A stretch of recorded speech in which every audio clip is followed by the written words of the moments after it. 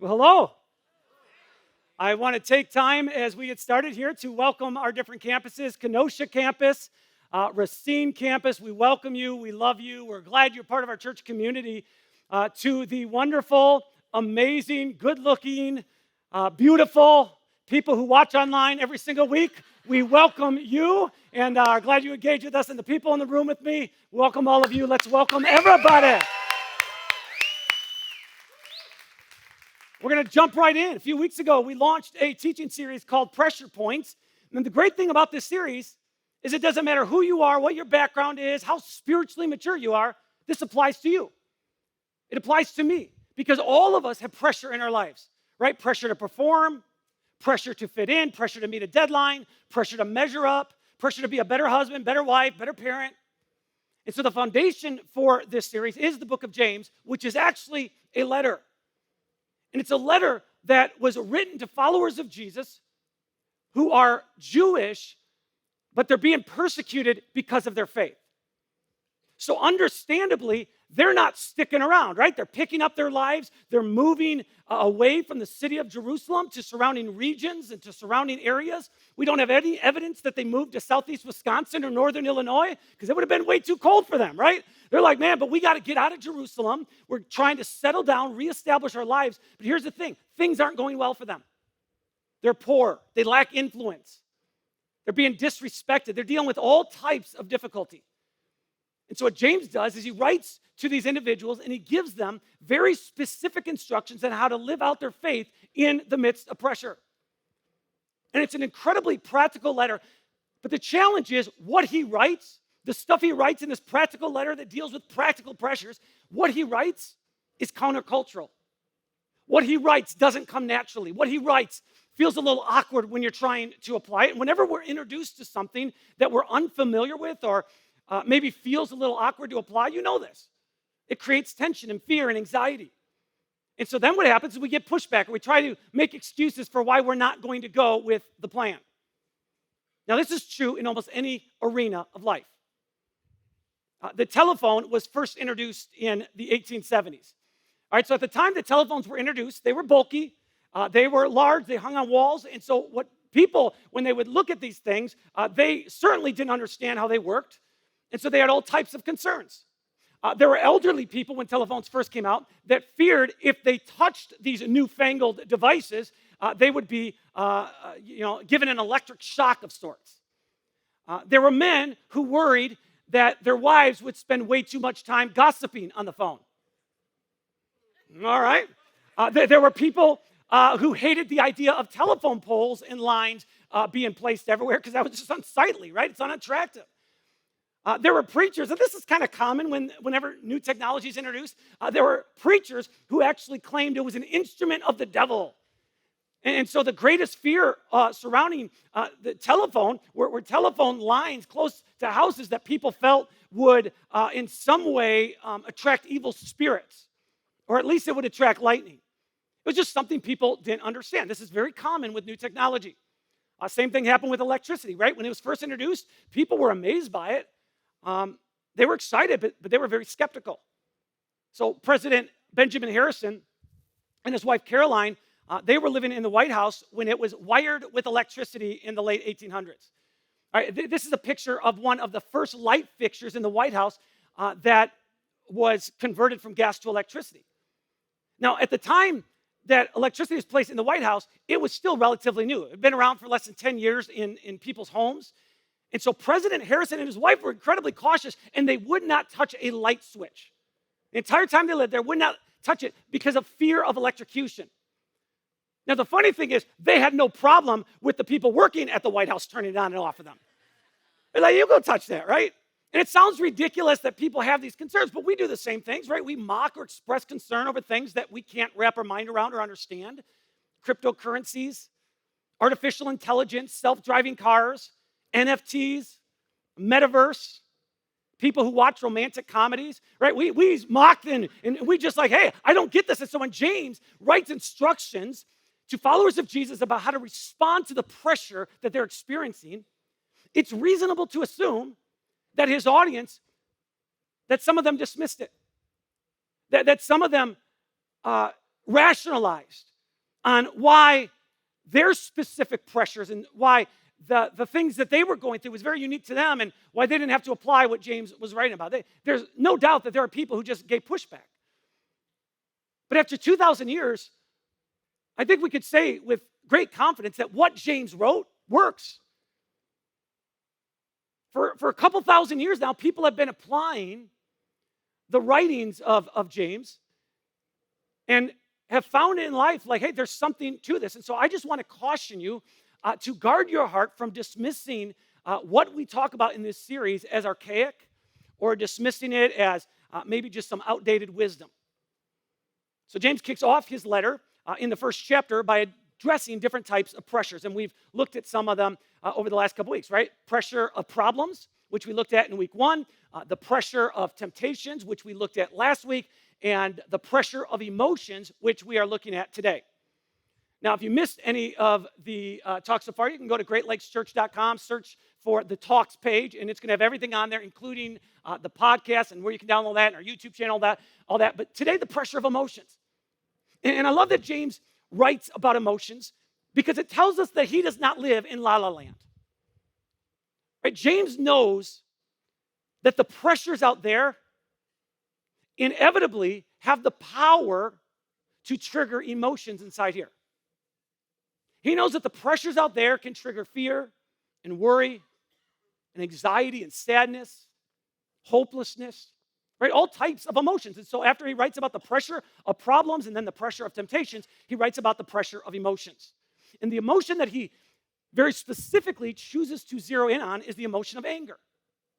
Now, this is interesting because whenever we experience pressure for an extended period of time, and it doesn't matter if it's a little amount of pressure or a lot of pressure, whenever we experience pressure for an extended period of time, at some point, we're going to become angry.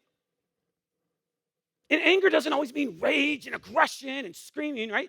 Anger can mean irritation. It can mean feeling annoyed. It can mean being upset. And here's what James writes about anger. He says, understand this, my dear brothers and sisters.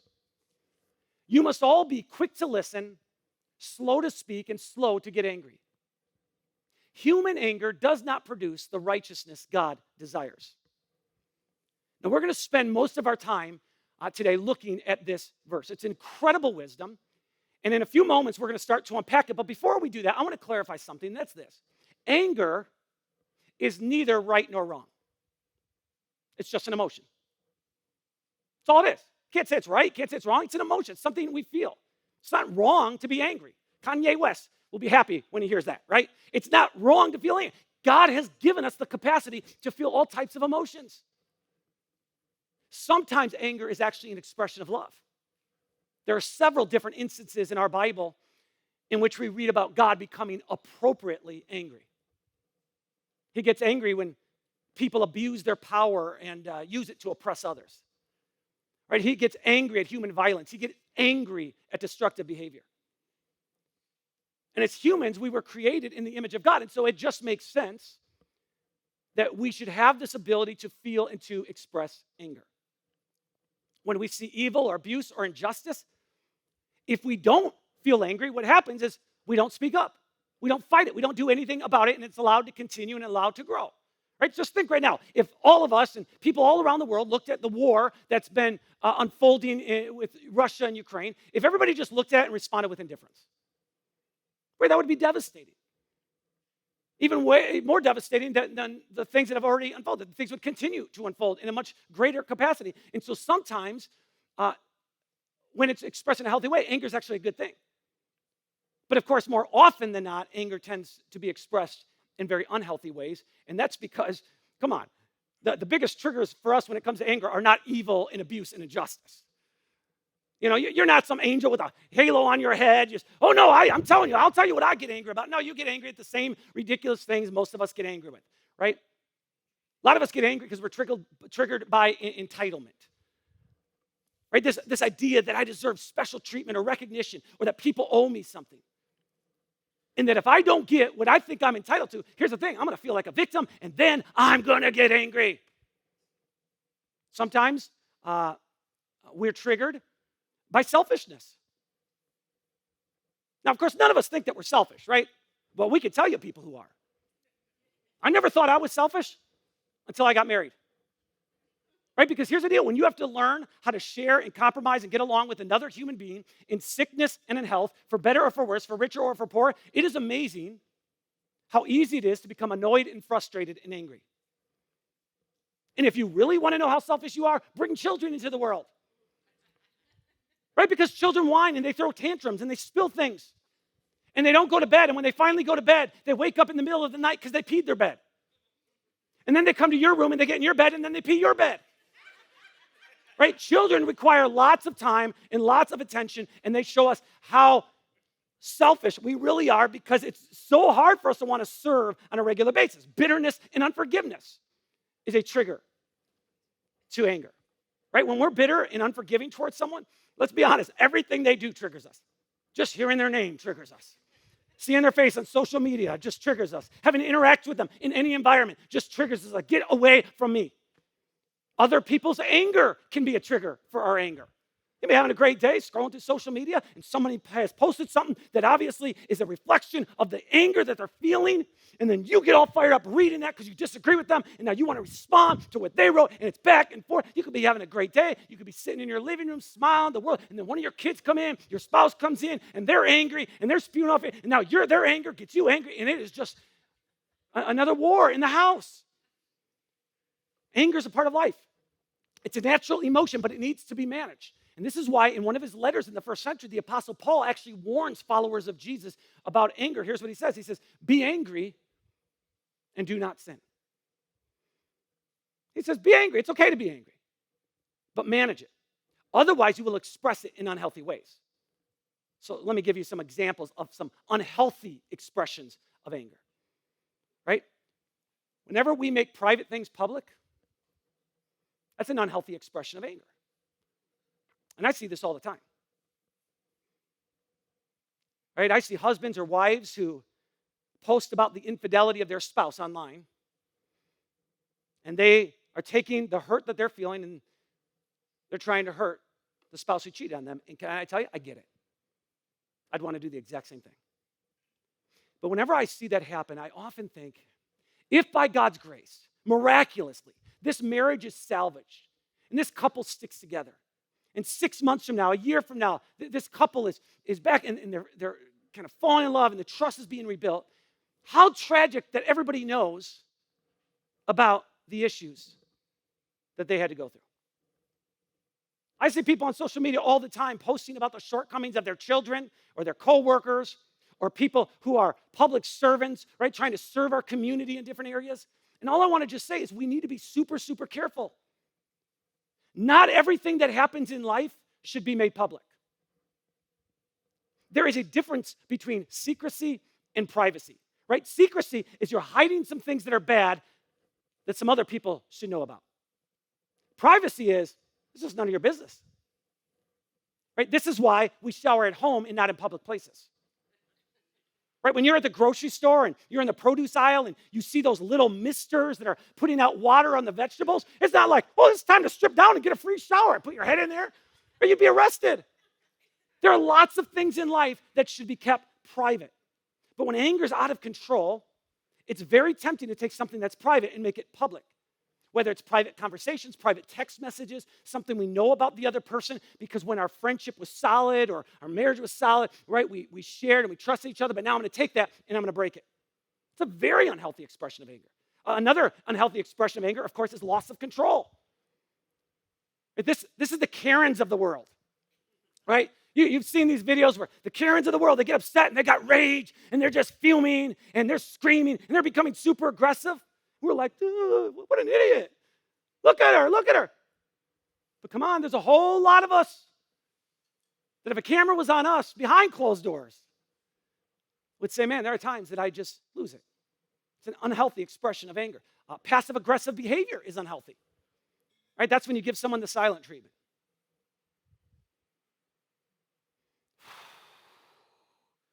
What's wrong? Nothing. Right? Or you give a backhanded compliment. Wow! It is amazing how motivated you are to help clean the house when people are coming over. Maybe we should have people over more. And of course, the list goes on and on and on. Lots of ways that anger can be expressed in unhealthy ways. The problem with expressing it in unhealthy ways is once it's been communicated, we cannot do anything about it. Right? So think of it this way. Right? It's like toothpaste. Once it comes out, right? You can't put it back in. Right? Once it's put out of the container, there's no way. I could ask someone, okay, try to put it back in. You could maybe take a toothpick and try, but you're never getting 100% of this back in. And so here's the deal. When we express it in unhealthy ways, we can apologize. We can say, I'm sorry. We can say, man, I was joking. I didn't mean it that way. You took it different, right? We could say all sorts of things, and we could be totally sincere in what we're saying, but it is impossible to fully undo the damage that's been done. And so James says, hey, when the pressures of life start to trigger you, when the pressures of life cause things to come out of you that you didn't even know were there, right? It's like, I don't have that in me. No, it came out of you. It was in you. Right? So James says, when the pressures of life start to trigger your emotions, specifically anger, you need to manage it. And then he breaks down how to manage it. He starts by saying, be quick to listen. Be quick to listen. Early in his career, Matthew McConaughey was struggling with the pressures of fame. And he writes about this in his book, Green Lights. He's talking about all types of pressure he's feeling, guilt and shame and regrets and the pressure to achieve and accomplish. And so he heard about the Monastery of Christ in the desert, which is a community of Benedictine monks in a remote part of New Mexico. And they have a guest house there for anyone who just wants to get away from the chaos of life for a little bit. And so a friend drops Matthew off, and the monks welcome him, and he explains to the monk that he just needs to talk to someone. And so they direct him to a monk who they refer to as Brother Christian. Brother Christian is there on the left. McConaughey says that him and Brother Christian went on a long walk in the desert for about 3.5 hours. And he says, during those hours, I confessed to him and I shared the demons of my mind. He said, Brother Christian didn't say a single word. And eventually the walking came to an end, and they sat down together in the chapel. By this time, it's been about 4 hours. McConaughey says, I'm feeling like I'm at the bottom of the earth. I'm bawling and snot's coming out of my nose. And I finally am done confessing. And he says, and then we just sat together in silence for a little while. And finally, Brother Christian looked at me and whispered the only 2 words he had spoken the entire time. He says, me too. McConaughey writes, sometimes we don't need advice. Sometimes we just need to hear we're not the only one. Be quick to listen. Sometimes listening just starts with asking good questions. What's going on? What happened? What was your day like? Tell me more. Because asking good questions allows us to listen. It can help us grow in empathy and understanding and perspective. It can keep us from rushing to conclusions. Jesus asks questions of people all the time. As a matter of fact, we have a record of 307 different questions that Jesus asked to individuals and sometimes to crowds of individuals, right? To crowds of people. And the reason why Jesus asked questions is because he was genuinely interested in people. Asking questions makes people feel valued. And then a side effect, right, a benefit of asking questions is not only makes someone feeling valued, but it can also help them come to the right conclusion on their own for the situation that they're going through. And one of the great attributes of God that's often overlooked is that he is a God who listens. King David of Israel writes, the Lord hears his people when they call to him for help. So be quick to listen. When we listen, we learn. Then James says, be slow to speak. Now, those of us who are verbal processors like I am, right? Extroverts tend to be verbal processors. We need to remind ourselves of this over and over and over and over again. That I need to be slow to speak. But I'll tell you who else needs to be slow to speak. Anyone in a position of power. Because there is evidence that proves the more power you have, the more words you tend to use. CEOs tend to talk a lot. People with an abundance of resources tend to talk a lot. And sometimes it's because they're asked so many questions. How did you achieve this? How do you accomplish it? They ask for their opinions, right? People who consider themselves to be an expert on something will talk a lot, whether or not they're really an expert. There's a stereotype that women talk a lot, which may be true, but this is not a joke here. Men tend to interrupt women way more than women interrupt men. We just need to be aware of this, and we need to work at being slow to speak. And then he says, be slow to get angry. This means be someone who has a long fuse. If we're quick to listen and slow to speak, it's going to be easier to be slow to anger. The most repeated words in the Hebrew Scriptures, which is our Old Testament, are words in which God reveals himself and who he is. God says, I am Yahweh, the Lord, the God of compassion and mercy. I am slow to anger and filled with unfailing love and faithfulness. Of everything that's written in the Hebrew Scriptures, these are the words that are repeated more than any other. God says, I'm slow to anger. And so basically what James is doing is he's challenging his readers, and that includes us. He's challenging his readers to respond to pressure in a way that reflects the character and nature of God. And when we are quick to listen and slow to speak and slow to get angry, you know this is true. The end result is almost always better and healthier relationships. Now again, James doesn't live in La La Land. It's not like he's got these Oculus goggles on, these virtual reality headsets, and he's like, hey, I'm going to tell you what to do. I'm going to tell you how to live, right? He knows this isn't easy. He knows how powerful emotions are. He knows the pushback we're going to give when we hear these things. He knows that we're going to come up with all types of excuses on why our situation is unique. He knows that we're going to want to express our emotions in a way that's just natural for us. You be you. Be real. Be yourself. And so he says, hey, listen, I understand that you have lots of pressure in your life.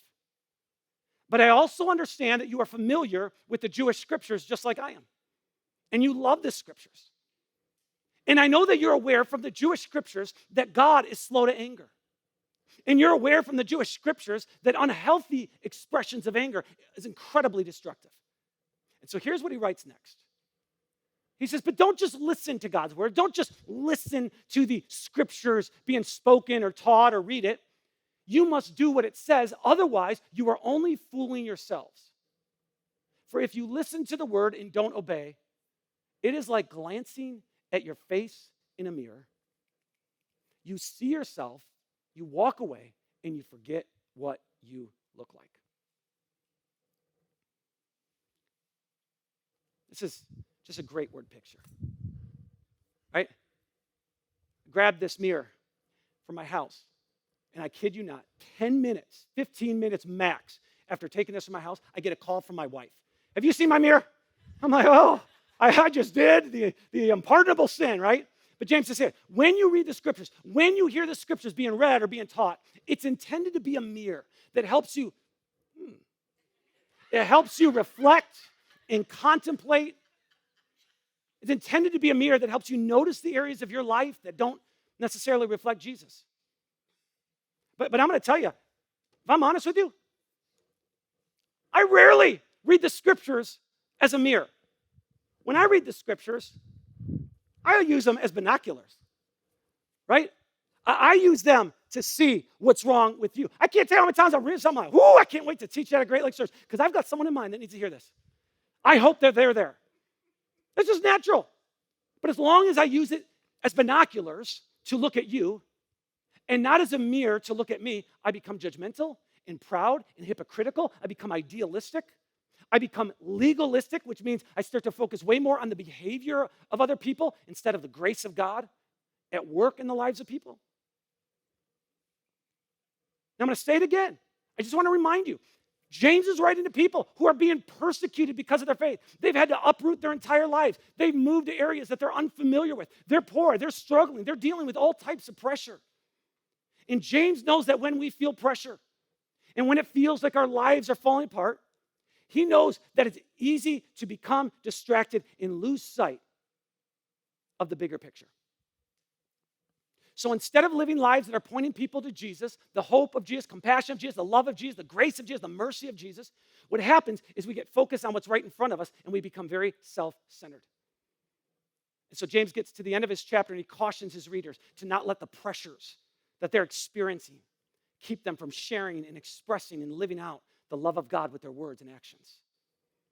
He writes, if you claim to be religious but don't control your tongue, you are fooling yourself and your religion is worthless. One of the most convicting verses in all the Bible. Don't allow the pressures of life to cause you to speak words of hate or anger or gossip or fear or hopelessness, because that isn't pointing people to the love of Jesus and the grace of Jesus and the hope of Jesus. And then he concludes the chapter with these words. He says, pure and genuine religion in the sight of God the Father means caring for orphans and widows in their distress and refusing to let the world corrupt you. The pressures of life, he says, must not become a hurdle to expressing the love of God and the grace of God and the kindness of God through our words and through our actions. And when James writes about caring for widows and orphans, he's writing about people in his society who had no legal standing or financial status. And so if he were writing today, he might be writing about caring for new immigrants who are just getting settled in this country. He might write about caring for single parents or for widows or for kids in foster care who just are in a really, really tough place. And if you've been around Great Lakes Church for a while, you know that for the past 13 years, we have done our best to try to reflect the heart of God and the heart of what's written in these verses in so much of what we do. And we've invested tremendous amounts of time and energy and resources and have done our best to love and serve and care for people here, near, and far. And the mentality that we've adopted is that we are going to do for some what we wish we could do for everyone. And so every year, at the end of the year, we have a Christmas offering, and then we use that Christmas offering to get behind different organizations and initiatives in the upcoming year. And so at the end of last year, right, 2021, we said, man, we're going to help fuel mission work in 2022. And so we assign the giving that comes in. If there's extra, we find different organizations. But every so often, something actually unfolds in the middle of the year, or it's some part of the year that we're just not planning or expecting. And so as the Russia and Ukraine war has unfolded, I've just had this growing conviction inside of me that we must do something. So last week, I reached out to a friend of mine, Russell, who is a pastor in the Seattle area. Russell was born in Ukraine. His ancestors grew up in the Soviet Union. His grandfather spent time in prison because he was a pastor. His wife's grandfather spent 25 years in prison, similar reasons. Russell immigrated to the United States with his family when he was just 9 years old, but most of his family is still there. And so he has plenty of friends there, plenty of family there. And so I just reached out to get his perspective. And I just said, Russell, we're going to do a Zoom call, nothing professional, but would you be willing for me to talk with you? He said, yeah, let's do it. And so I sat down with Russell. Here's our interview.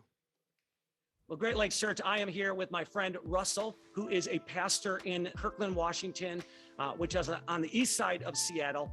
Started a church 3 months ago. Crowd of people showing up every week. So good things are happening.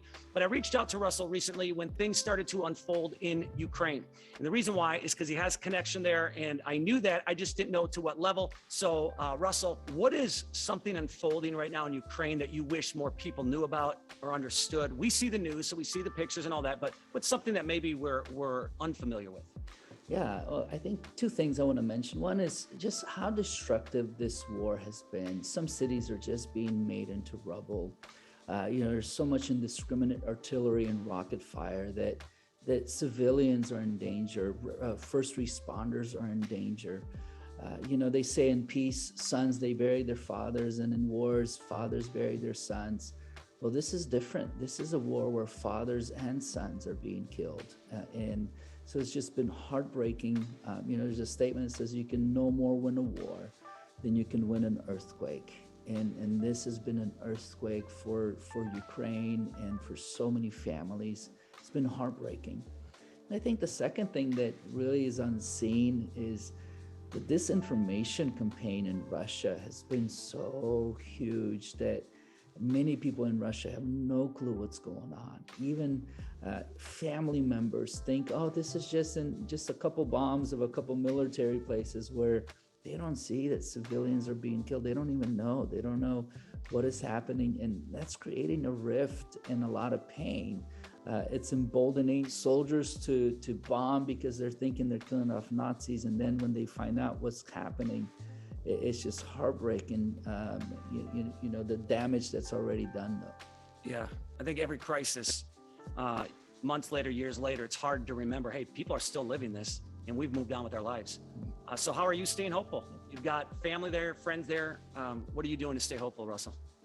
Yeah, I think there's several things that really give us hope. One, we see Ukraine really united, where in the past, even the political tensions, Ukraine is really united.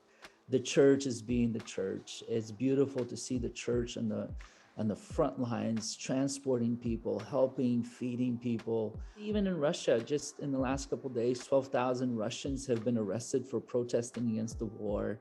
And so, though a lot of people are in Russia are disinformed, there's hope there that one day the sun will rise and the morning will come to people in Russia as well. The united world and the effort, people across the land has been really helpful and hopeful in this season. Based on what you know and some of the behind the scenes stuff, what are some ways we can be praying? I think right now, the area that there's a great need, there's a lot of efforts into try to get women and children out. So men are not allowed to leave, but women and children are being allowed to leave. But at the same time, the first responders that are helping to get women and children out are being shot at. And I've sent a text video to Pastor Dave where a man was driving in a van and was shot at as he was taking some bread towards the bomb shelters to get people out. So pray for the first responders, that the Lord's protection is going to be there.